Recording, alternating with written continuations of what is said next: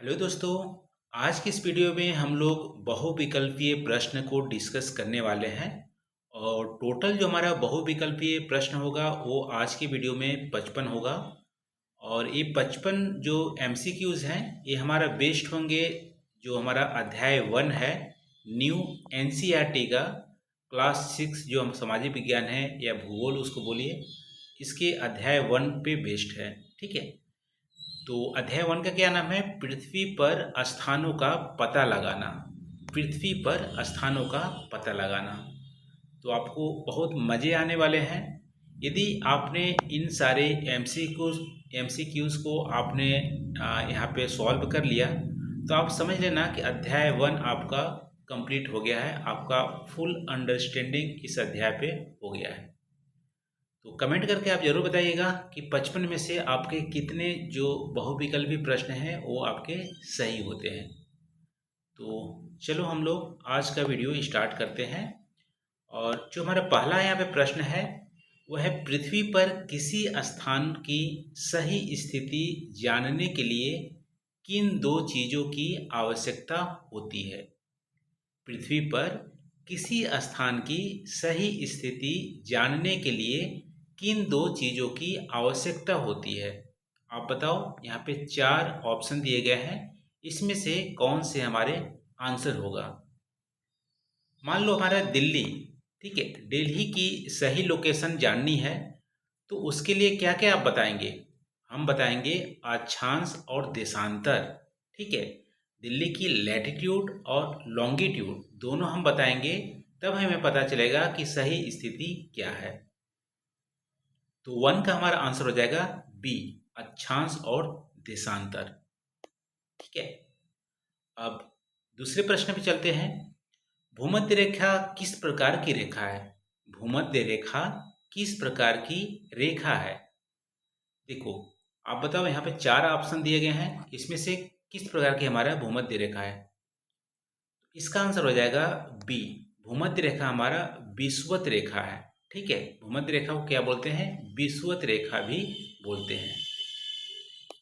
चलो तीसरा यहाँ पे क्वेश्चन देख लेते हैं। कुल कितने देशांतर रेखाएं होती हैं? कुल हमारा पृथ्वी पर या ग्लोब पर कितने देशांतर रेखाएं होती है? कितने देशांतर रेखाएं होती है? टोटल हमारा 360। ठीक है, इसका आंसर हो जाएगा सी, 360 देशांतर रेखाएं होती है। 180 हमारा ईस्ट की ओर, पूर्व की ओर, और 180 हमारा वेस्ट की ओर। तो दोनों को हम जोड़ेंगे तो हमारा 360 देशांतर रेखाएं होती है कुल हमारा पृथ्वी पर। तो 3 हमारा सी आंसर हो जाएगा। आप कमेंट करके जरूर बताइएगा कितने आपके अभी तक सही हुए। चौथा हमारा क्वेश्चन है, ग्रीनविच रेखा को क्या कहा जाता है? ग्रीनविच रेखा को क्या कहा जाता है? देखो, ग्रीनविच रेखा को हम प्राइम मेरिडियन भी बोलते हैं या प्रधान देशांतर रेखा भी बोलते हैं। ठीक है, तो ग्रीनविच रेखा को हम प्रधान देशांतर रेखा भी बोलते हैं। और इसी के बेस्ड पे हम जो अदर जो कंट्री होती है सब अपना समय का निर्धारण करते हैं। तो ग्रीनविच रेखा को हम क्या बोलते हैं? प्रधान देशांतर रेखा। 4 का हमारा सी आंसर हो जाएगा। 4 का सी आंसर हो जाएगा। 5वां हमारा, नक्शा या मानचित्र या मैप किसका प्रतिनिधित्व करता है? जो मानचित्र होता है किसका प्रतिनिधित्व करता है? मानचित्र में क्या केवल पहाड़ दिखाते हैं, या किसी स्थान की ऊंचाई दिखाते हैं, या किसी क्षेत्र की चित्रात्मक प्रस्तुतिकरण करते हैं, या केवल देश की सीमाओं का विवरण करते हैं? क्या होता है मानचित्र हमारा? क्या होता है? इसका आंसर हो जाएगा सी, मानचित्र क्या होता है? किसी क्षेत्र का चित्रात्मक प्रस्तुतिकरण करता है या रेखांकन करता है, उसे हम बोलते हैं मानचित्र। 5 का हमारा सी आंसर हो जाएगा। 5 का सी आंसर हो जाएगा। छठा हमारा, एटलस क्या होता है? एटलस क्या होता है? देखो, हम लोग लेक्चर जब पढ़े थे अध्याय 1 का तो उसमें हमने एटलस का बताया हुआ था। एटलस क्या होता है? तो आप बताओ इन चारों में से कौन सा हमारा आंसर होगा? तो एटलस हमारा क्या होता है? मानचित्रों का एक संग्रह होता है। ठीक है, एटलस हमारा एक मान लो पुस्तक है, तो मानचित्र उसके पेज हो जाते हैं। तो एटलस क्या होता है? मानचित्रों का की पुस्तक होता है या मानचित्रों का संग्रह को हम एटलस बोलते हैं। तो 6 का हमारा सी आंसर हो जाएगा। 6 का सी आंसर हो जाएगा। 7वां यहाँ पे भौतिक नक्शों में मुख्य रूप से क्या दर्शाया जाता है? नक्शे हमारे कितने प्रकार के होते हैं? 3 प्रकार के होते हैं, भौतिक, राजनीतिक और एक थीमेटिक। तो भौतिक नक्शों में या मानचित्र में मुख्य रूप से क्या दर्शाया जाता है? देखो, भौतिक नक्शों में आप बताओ, यहाँ पे 4 ऑप्शन दिए गए हैं, इनमें से कौन सा हमारा होगा? देखो, भौतिक नक्शों में हम प्राकृतिक आकृतियां दिखाते हैं, जैसे पहाड़ हो गए, नदियां हो गया, मैदान हो गए, आ, और हमारा जैसे ओशियन हो गया। ये सब चीज़ें हम भौतिक नक्शों में दिखाते हैं। तो 7 का हमारा सी आंसर हो जाएगा। भौतिक नक्शों में प्राकृतिक आकृतियां दिखाते हैं। ठीक है, 7 का सी। 8वां यहाँ पे राजनीतिक नक्शे में क्या दिखाया जाता है? राजनीतिक या पॉलिटिकल जो हमारे मानचित्र होता है उसमें क्या दिखाया जाता है?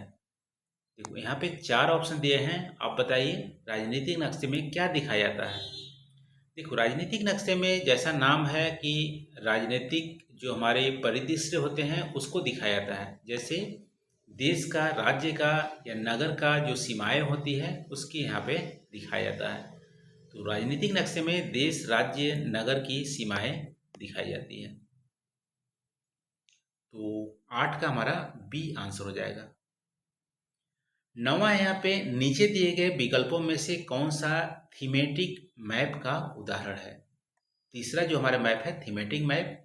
तो थीमेटिक मैप किसका उदाहरण है? 4 यहाँ पे आपको ऑप्शन दिए गए हैं। देखो, थीमेटिक मैप में हम किसी विशेष जो हमारा परिदृश्य होता है उसको दिखाते हैं। जैसे वर्षा का वितरण दिखाएंगे, एग्रीकल्चर की प्रोडक्टिविटी दिखाएंगे। ये सब चीज़ें जो हम दिखाते हैं वो हम दिखाते हैं थीमेटिक मैप में। या हम बोलेंगे जो जंगल या वन है उसके डिस्ट्रीब्यूशन को दिखाते हैं थीमेटिक मैप में। 9 का हमारा सी आंसर हो जाएगा। भारत में वर्षा के वितरण दर्शाने वाला जो मानचित्र होता है वो हमारा होता है थीमेटिक मैप। तो 9 का यहाँ पे सी आंसर हो जाएगा। 10वां है नक्शे के 3 मुख्य घटक कौन से हैं? मानचित्र के 3 मुख्य घटक कौन कौन से हैं? देखो, मानचित्र के 3 मुख्य घटक कौन से हैं आप बताओ। यहाँ पे 4 ऑप्शन दिए गए हैं, कौन सा हमारा सबसे सही यहाँ पे आंसर है? तो मानचित्र के जो 3 घटक हैं उसमें हमारा होती है स्केल होता है और डायरेक्शन होता है और सिंबल होता है। ठीक है, तो यहाँ पे दूरी, दिशा और प्रतीक ये हमारा हो जाएगा करेक्ट आंसर। ठीक है, तो जो दूरी होती है, दिशा होती है और प्रतीक होता है, ये हमारा तीन हमारा मुख्य घटक है किसी मानचित्र का। 10 का हमारा सी आंसर हो जाएगा। 10 का सी। 11वां यहाँ पे मानचित्र में सबसे ऊपर जो 4 तीर होते हैं वे किसे दर्शाते हैं? कोई भी मानचित्र आप देखे होंगे तो इस तरह से 4 तीर आपको दिखाते हैं। ये किसको दर्शाते हैं? ये हमारा दिशा को दिखाते हैं। सबसे ऊपर हमारा उत्तर दिशा होता है नॉर्थ, फिर नीचे हमारा साउथ, ये होता है ईस्ट और ये होता है वेस्ट। तो 4 प्रमुख हमारी जो दिशाएं हैं उसको कार्डिनल डायरेक्शन बोलते हैं, इसको दिखाते हैं 4 तीर। तो 11 का हमारा आंसर हो जाएगा बी। 11 का आंसर हो जाएगा बी। 12वां यहाँ पे नीचे दिए गए विकल्पों में से कौन सी प्रमुख कार्डिनल दिशा नहीं है? नीचे दिए गए विकल्पों में से कौन सी प्रमुख कार्डिनल दिशा नहीं है? देखो, दिशाएं हमारा 2 प्रकार के होते हैं। एक होता है कार्डिनल। कार्डिनल को प्रमुख दिशा बोलते हैं। जो हमारे 4 हैं नॉर्थ, साउथ, ईस्ट और वेस्ट। 4 हमारे और दिशाएं होती हैं जो मध्य दिशाएं बोलते हैं उसको, जिसको इंग्लिश में ऑर्डिनल बोलते हैं। ऑर्डिनल इंग्लिश में बोलते हैं। मध्य दिशाएं होती है, जैसे नॉर्थ ईस्ट और ये हमारा साउथ ईस्ट, साउथ वेस्ट और नॉर्थ वेस्ट। ठीक है, तो इसमें से कौन सी प्रमुख कार्डिनल दिशा नहीं है? तो यहाँ से सीधी सी बात है, उत्तर पश्चिम जो है वो हमारा कार्डिनल जो दिशा नहीं है, प्रमुख दिशा नहीं है। तो 12 का हमारा सी आंसर हो जाएगा, 12 का सी आंसर हो जाएगा। 13वां है, उत्तर पूर्व दक्षिण पूर्व जैसी दिशाओं को क्या कहा जाता है? उत्तर पूर्व दक्षिण पश्चिम जैसी दिशाओं को क्या बोला जाता है? मध्यवर्ती दिशा। ठीक है, इंटरमीडिएट डायरेक्शन या ऑर्डिनल जो डायरेक्शन होती है वो हमारा बोला जाता है। ठीक है, इसका उत्तर हमारा क्या हो जाएगा? 13 का सी, मध्यवर्ती दिशाएं, मध्यवर्ती दिशाएं। 14वां यहाँ पे, नक्शे पर एन अक्षर किस दिशा की ओर संकेत करता है? नक्शे पर एन अक्षर किस दिशा की ओर संकेत करता है? अभी हम लोग देख रहे थे एन जो होता है नॉर्थ की ओर, यानी कि उत्तर। तो 14 का हमारा बी आंसर हो जाएगा। एन का मतलब है उत्तर की ओर दिखाता है नक्शे पे। 15वां है, मानचित्र में प्रतीकों का प्रयोग क्यों किया जाता है? मानचित्र में प्रतीक या सिंबल होते हैं, जो हमारा थर्ड कंपोनेंट है मानचित्र का, उसका प्रयोग क्यों ही किया जाता है? बताइए। यहाँ पे 4 ऑप्शन दिए गए हैं। क्या हम सजावट के लिए उपयोग करते हैं, या मानचित्र को रंगीन बनाने के लिए, या सीमित स्थान में अधिक जानकारी देने के लिए, या केवल बच्चों के लिए करते हैं? तो इसका उत्तर हो जाएगा 15 का सी, सीमित स्थान में अधिक जानकारी देने के लिए हम सिंबल का उपयोग करते हैं, प्रतीक का उपयोग करते हैं। तो 15 का हमारा सी उत्तर हो जाएगा, 15 का सी। 16वां है, नक्शों के लिए भारत में प्रतीकों का एक निर्धारित समूह किस संस्था द्वारा तय किया जाता है? जो मानचित्र में डिफरेंट जो हमारा प्रतीक दिया जाता है, तो भारत की एक पर्टिकुलर जो संस्था है वो तय करता है कि प्रतीक क्या होगा। जैसे माउंटेन का क्या प्रतीक होगा, रिवर का क्या प्रतीक होगा, भारत के किस संस्था द्वारा तय किया जाता है? देखो, भारत के जो हमारे भारतीय सर्वेक्षण विभाग है, सर्वे ऑफ इंडिया है, ये तय करता है कि मानचित्र में कौन सा प्रतीक किसके लिए निर्धारित रहेगा। 16 का हमारा बी आंसर हो जाएगा, 16 का बी आंसर हो जाएगा। 17वां है, मानचित्र में कौन सी चीज प्रतीकों द्वारा दर्शाई जाती है? मानचित्र में कौन सा चीज प्रतीकों द्वारा दर्शाई जाती है? देखो, प्रतीक का कौन सा चीज में दिखाते हैं? जहाँ पे नाउन हो, संज्ञा वाले जो चीज है ना, उसको हम प्रतीक द्वारा दर्शाएंगे। जैसे रेलवे स्टेशन हो गया, स्कूल हो गया, नदियाँ हो गया, इन सारी चीजों को हम प्रतीकों द्वारा दर्शाते हैं मानचित्र में। तो 17 का हमारा सी आंसर हो जाएगा, 17 का सी आंसर हो जाएगा। 18वां है, पृथ्वी की आकृति कैसी होती है? पृथ्वी की आकृति कैसी होती है? क्या पृथ्वी पूरी तरह से समतल है? नहीं। पूरी तरह से गोल है? नहीं। अंडाकार है? ये भी नहीं। तो पृथ्वी कैसा है? लगभग में गोल है, लेकिन ध्रुवों पर चपटी है, इस तरह से। ठीक है, जो हमारा विषुवतीय जो रेखा है यहाँ पे उभरी हुई है, और जो हमारे ध्रुव हैं, चाहे नॉर्थ हो या साउथ हो, यहाँ पे चपटी है। तो इसका आंसर सी हो जाएगा। लगभग गोला है, लेकिन ध्रुवों पर थोड़ी चपटी हुई है, ये हमारा पृथ्वी की आकृति है। 18 का सी आंसर हो जाएगा, 18 का सी। 19 की बात करेंगे, पृथ्वी की सतह को कागज पर ठीक से दिखाना कठिन होता है, ऐसा क्यों? पृथ्वी की सतह को मानचित्र में जब दिखाते हैं तब ठीक से दर्शाना कठिन होता है, ऐसा क्यों? यहाँ पे 4 ऑप्शन दिए गए हैं, इसमें से आप बताइए कौन सा सही होगा। पृथ्वी की सतह को कागज पर ठीक से दिखाना कठिन होता है, ऐसा इसलिए क्योंकि पृथ्वी की सतह हमारा सपाट नहीं है। ठीक है, कागज जैसा नहीं है, गोला है। अब इसको आप काट के आप कागज बनाओगे ना, तो थोड़ा मुश्किल होगा। ठीक है, एक कर्वेचर नेचर का है इस तरह से। तो पृथ्वी की सतह सपाट नहीं है, इसीलिए कागज पर ठीक से दर्शाना इसको संभव नहीं होता है। इसीलिए हम ग्लोब में दर्शाते हैं पृथ्वी की सतह को। ठीक है, 19 का हमारा बी आंसर हो जाएगा, 19 का बी। 20वां है, पृथ्वी की आकृति को सबसे बेहतर तरीके से कौन दर्शाता है? पृथ्वी की आकृति को सबसे बेहतर तरीके से कौन दर्शाता है? क्या मानचित्र या चित्र, ग्लोब या उपग्रह? पृथ्वी की आकृति को सही बेहतर तरीके से हमारा ग्लोब दिखाता है, क्योंकि हमने पढ़ा था कि ग्लोब हमारा ट्रू जो हमारे पिक्चर है अर्थ का वो हमारा कवर करता है। ठीक है, तो 20 का हमारा सी आंसर हो जाएगा। 20 का सी, ग्लोब। अब ग्लोब किस वस्तु से बना होता है? ग्लोब किस वस्तु से बना होता है? 4 ऑप्शन दिए गए हैं। तो ग्लोब हम या तो धातु से बना सकते हैं या प्लास्टिक से या गत्ते से। ठीक है, तो 21 का हमारा सी आंसर हो जाएगा। ग्लोब हम धातु से भी बना सकते हैं, प्लास्टिक से भी या गत्ते से भी बना सकते हैं। तो 21 का सी हमारा आंसर हो जाएगा। 22 है, नीचे दिए गए विकल्पों में से कौन सा कथन सही है?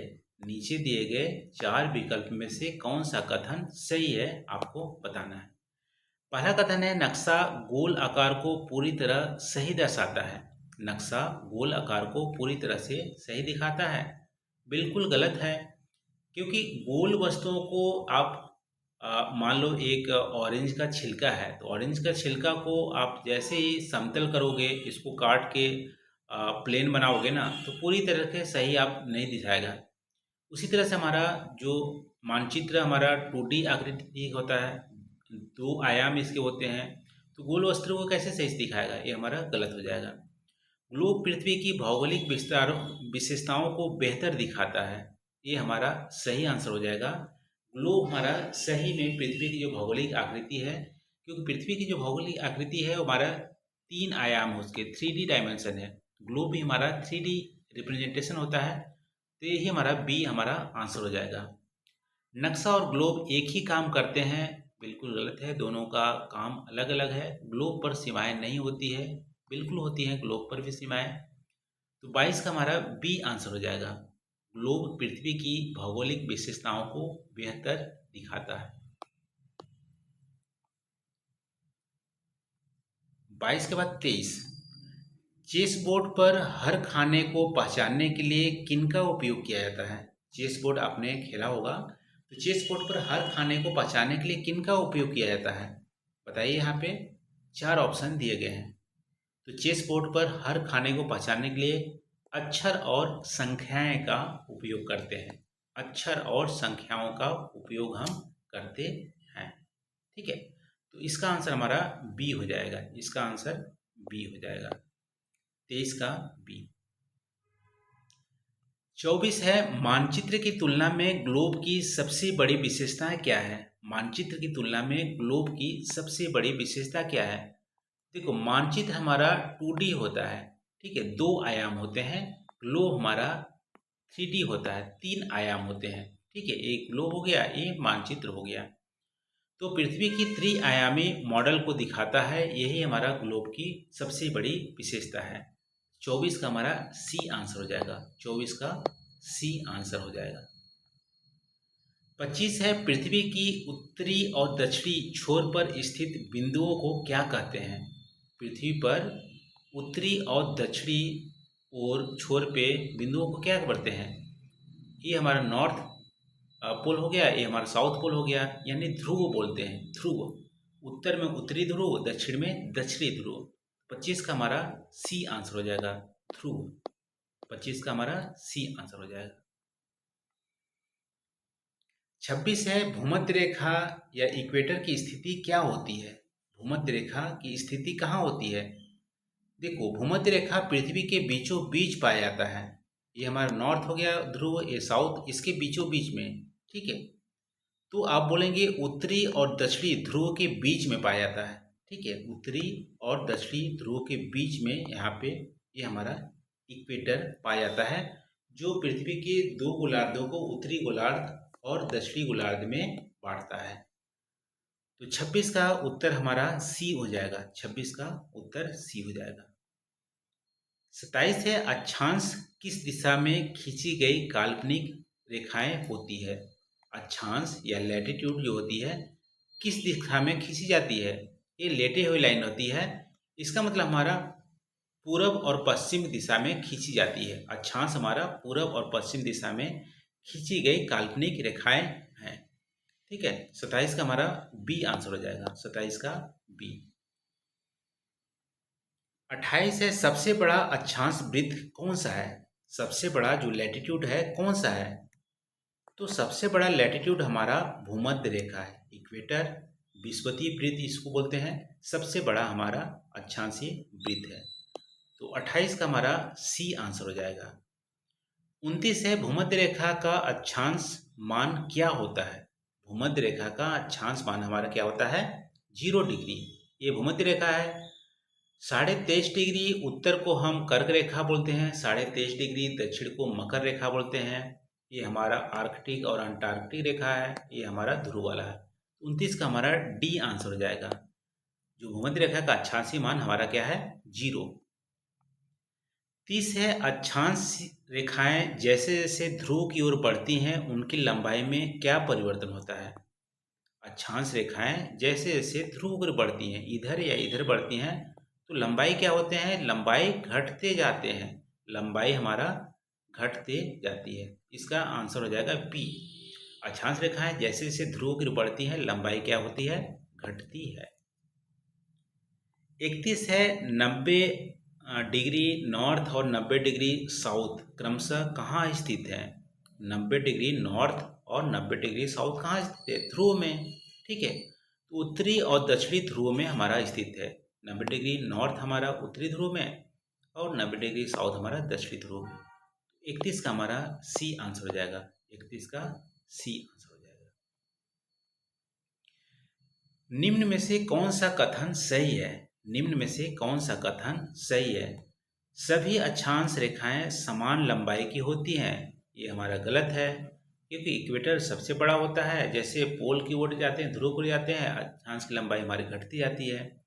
सभी अक्षांश रेखाएं भूमध्य रेखा से लंबी होती हैं, बिल्कुल गलत है, भूमध्य रेखा से छोटी होती है। भूमध्य रेखा सबसे लंबी अक्षांश रेखा है, बिल्कुल सही है। 90 डिग्री अक्षांश रेखा सबसे लंबी होती है, ये हमारा गलत हो गया। 32 का हमारा सी आंसर हो जाएगा, 32 का सी हमारा आंसर हो जाएगा। 33 है, जैसे जैसे हम भूमध्य रेखा से दूर जाते हैं, जैसे जैसे हम भूमध्य रेखा से दूर जाते हैं जलवायु कैसी होती है? देख, भूमध्य रेखा पे जलवायु सबसे गर्म होती है, जैसे जैसे दूर जाते हैं ये हमारा ठंडी होती जाती है। तो जैसे दूर जाएंगे मध्यम और फिर ठंडी रहेगी। ठीक है, तो ये हमारा इसका आंसर हो जाएगा। यहाँ पे ठंडी होती जाती है ऐसा लिखता तो हमारा आंसर हो जाता वो, लेकिन यहाँ पे बी हो जाएगा कि जैसे जैसे दूर जाते हैं हमारा जो तापमान है वो घटता है, मध्यम होता है, फिर हमारा ठंडा होता है, ध्रुव पर सबसे ठंडा होता है। तो 33 का हमारा बी आंसर हो जाएगा, 33 का बी हमारा आंसर हो जाएगा।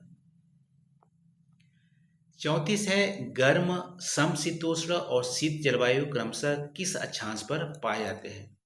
गर्म जलवायु हमारा भूमध्य रेखा पे होंगे। ठीक है, तो भूमध्य रेखा सबसे पहले कहाँ है? सी में।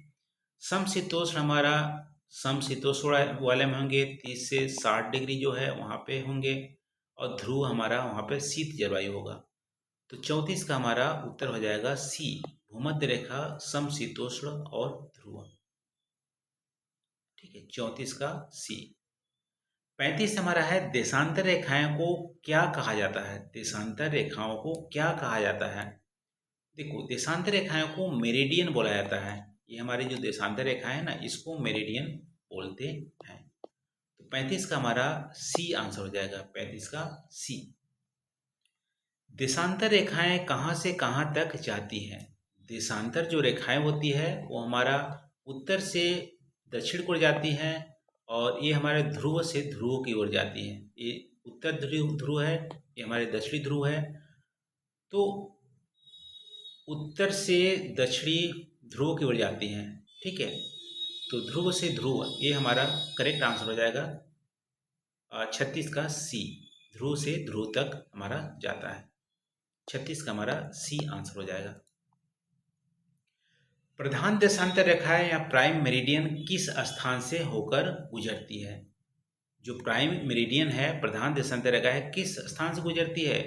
लंदन के जो ग्रीनविच है वहाँ से गुजरती है, लंदन से गुजरती है। तो 37 का हमारा बी आंसर हो जाएगा, 37 का बी हमारा उत्तर हो जाएगा।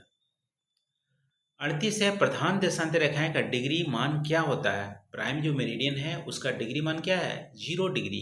ठीक है, तो प्रधान देशांक रेखा का डिग्री मान क्या है? 0 डिग्री। तो 38 का हमारा सी आंसर हो जाएगा, 38 का सी। दिल्ली का देशांतर लगभग में कितना है? देखो दिल्ली कहाँ स्थित है? दिल्ली हमारा नदर्न हेमिस्फीयर में स्थित है। तो यदि लैटिट्यूड अक्षांश की बात करें तो एन हमारा होगा, और यदि देशांतर की बात करें तो पूर्वी गोलार्ध में स्थित है, तो हमारा ईस्ट हो जाएगा। अब देखो इसमें से जो उत्तर दिया हुआ है वो ईस्ट वाला एक ही है, 77 डिग्री ईस्ट। ठीक है, वैसे भी दिल्ली हमारे कैपिटल है, तो दिल्ली की जो लोकेशन है वो आपको पता होनी चाहिए, 77 डिग्री ईस्ट है। और अक्षांश की बात करें तो 29 डिग्री नॉर्थ। तो 29 डिग्री नॉर्थ और 77 डिग्री ईस्ट में हमारा दिल्ली लोकेटेड है। तो 39 का जो हमारा आंसर है 39 का हमारा बी हो जाएगा। ठीक है, 77 डिग्री ईस्ट। देशांतर रेखाएं कितनी डिग्री तक मापी जाती है? देशांतर रेखाएं कितनी डिग्री तक नापी जाती है? देखो टोटल हमारे देशांतर 360 होते हैं, लेकिन 180 पूरब और 180 हम पश्चिम तक नापते हैं। तो 0 से 180 हम नापते हैं। ठीक है, देशांतर रेखाएं कितनी डिग्री तक नापी जाती है? 0 से 180। तो 40 का हमारा बी यहाँ पे आंसर हो जाएगा, 40 का बी आंसर हो जाएगा। अब है 41, किस दिशा में पृथ्वी घूमती है जिससे समय में परिवर्तन होता है? तो पृथ्वी किस दिशा में घूमती है? पृथ्वी का घूमने की दिशा हमारा कहाँ है? पश्चिम से पूरब की दिशा। ठीक है, ठीक है, पश्चिम से पूरब दिशा की ओर घूमती है पृथ्वी। ये हमारा 41 का बी आंसर हो जाएगा, पश्चिम से पूरब दिशा की ओर पृथ्वी हमारी रोटेट होती है। 42 है, यदि एक देशांतर रेखा पूर्व में स्थित है तो उसके कौन सा अक्षर जोड़ा जाएगा? देखो पूरब में एक देशांतर रेखा पूर्व में स्थित है, यानी प्राइम जो मेरिडियन है ग्रीनविच से जो गुजरती है प्रधान देशांतर रेखा उसके पूरब में है, जैसे इंडिया में है। तो इंडिया की तरफ जो हमारी देशांतर रेखा है उसमें हम क्या जोड़ते हैं? ईस्ट जोड़ते हैं। ठीक है, तो यदि देशांतर रेखा है पूरब में स्थित है तो उसको हम क्या बोलते हैं? ईस्ट। ठीक है, तो 42 का हमारा जो उत्तर हो जाएगा वो हो जाएगा डी, ईस्ट। डी हमारा ईस्ट हो जाएगा। देशांतर का उपयोग मुख्यतः किसके लिए किया जाता है? देशांतर का उपयोग मुख्यतः किसके लिए किया जाता है? देखो देशांतर का उपयोग हम समय निकालने के लिए, समय और दिन डेट जो है उसको निकालने के लिए जाता है। अक्षांश का मुख्यतः उपयोग हम जलवायु मापन के लिए किए जाते हैं। तो 43 का हमारा उत्तर हो जाएगा सी, समय मापन के लिए हम देशांतर का उपयोग करते हैं। यही अक्षांश होता तो उसका आंसर हो जाता ए। ठीक है, तो 43 का हमारा आंसर हो जाएगा सी, समय मापन के लिए हम अक्षांश का उपयोग करते हैं। टोक्यो किस ओर स्थित है? टोक्यो जो जापान का राजधानी है, कैपिटल है। देखो ये हमारा ईस्टर्न ओर स्थित है, इंडिया के और पूरब की साइड स्थित है। तो इंडिया में आप देखोगे तो 97 तक तो हमारा इंडिया में ही ईस्ट तक है, अरुणाचल प्रदेश के साइड में, उसके और ईस्टर्न में। तो हमारा इसका आंसर हो जाएगा बी, 140 डिग्री ईस्ट में हमारा टोक्यो स्थित है, जापान का राजधानी। 44 का बी हमारा आंसर हो जाएगा। 45 है, पृथ्वी अपने अक्ष पर कितने समय में एक पूरा चक्कर लगाती है? एक रोटेशन में पृथ्वी को कितना समय लगता है? 24 घंटे। इसका आंसर हो जाएगा बी, पृथ्वी अपने अक्ष पर एक चक्कर लगाने में 24 घंटा यानी कि एक दिन और रात का समय लेती है। 46 है, अच्छा 45 देखे थे हम लोग, 46 देख लेते हैं। 360 डिग्री देशांतर को 24 घंटे में बांटने पर प्रति घंटे कितने अंश बनते हैं? 360 देशांतर, देखो 360 हमारा घूमने में 24 घंटे लगते हैं, तो एक घंटा घूमने में कितना अंश हमारा लगेगा? 15 अंश। ठीक है, 24 इंटू 15 आप करोगे तो 360 आएगा। तो 15 अंश हमारा एक घंटा में लगते हैं। ठीक है, ये आप जरूर याद रखिएगा। 15 डिग्री देशांतर को क्रॉस करने में हमारा एक घंटा टाइम लगता है पृथ्वी को रोटेट होने में। अब है जब ग्रीनविच में दोपहर में 12 बजते हैं तो 30 डिग्री ईस्ट पर स्थानीय समय क्या होगा? ठीक है, देखो दोपहर में यहाँ पे ग्रीनविच पे 12 बज रहे हैं तो ईस्ट की ओर जाने पे, पूरब की ओर जाने पे समय हमारा क्या होता है? बढ़ता है। समय क्या होता है? बढ़ता है। तो 30 डिग्री जाने में, देखो 15 डिग्री जाने में हमें 1 घंटे लगते हैं, तो 30 डिग्री जाने में हमारे 2 घंटे लगेंगे। तो इसका मतलब है समय और बढ़ जाएगा आगे, तो 12 और 2 और जोड़ेंगे तो हमारा 2 बजेगा। ठीक है, तो 12 बजे यदि ग्रीनविच पे हो रहा है तो 30 डिग्री और ईस्ट जाने पे हमारा 2 बजेगा। 47 का सी आंसर हो जाएगा। 48 है जब ग्रीनविच में 12 बजे दोपहर होता है तो 30 डिग्री वेस्ट पर समय कितना लगेगा? अब देखो ग्रीनविच से ईस्टर्न की ओर जाने पे हमारे समय क्या होता है? बढ़ता है। ठीक है, टाइम बढ़ता है। और वेस्ट की ओर जाएंगे तो हमारा समय घटता है। तो 30 डिग्री जाने में हमें, 15 डिग्री जाने में 1 घंटे लगते हैं, 30 डिग्री में 2 घंटे लगते हैं। इसका मतलब 12 बजे से 2 घंटा पहले का समय, यानी कि 10 बजे सुबह हमारा होगा। 10 बजे सुबह हमारा होगा 30 डिग्री वेस्ट पे। तो 48 का हमारा ए आंसर हो जाएगा। 48 का ए आंसर हो जाएगा। 49 है भारत का मानक समय IST Greenwich mean time GMT से कितना आगे है? तो भारत का मानक समय जो है 82.5 डिग्री ईस्ट पे आधारित है, जो उत्तर प्रदेश के मिर्ज़ापुर या इलाहाबाद से होकर गुजरती है। इसको आप मिनट में कन्वर्ट करेंगे तो 5 घंटा 30 मिनट, यानी GMT से जो भारत का मानक समय है वो 5.5 घंटा आगे है। तो 49 हमारा बी आंसर हो जाएगा। 50 है भारत किस देशांतर रेखा को मानक समय के रूप में उपयोग करता है? अभी हम बात किए थे कि 82.5 जो डिग्री ईस्ट है उसको भारत मानक समय के लिए उपयोग करता है, इस देशांतर को। 50 का हमारा ए आंसर हो जाएगा। 50 का ए आंसर हो जाएगा 82.5 डिग्री ईस्ट।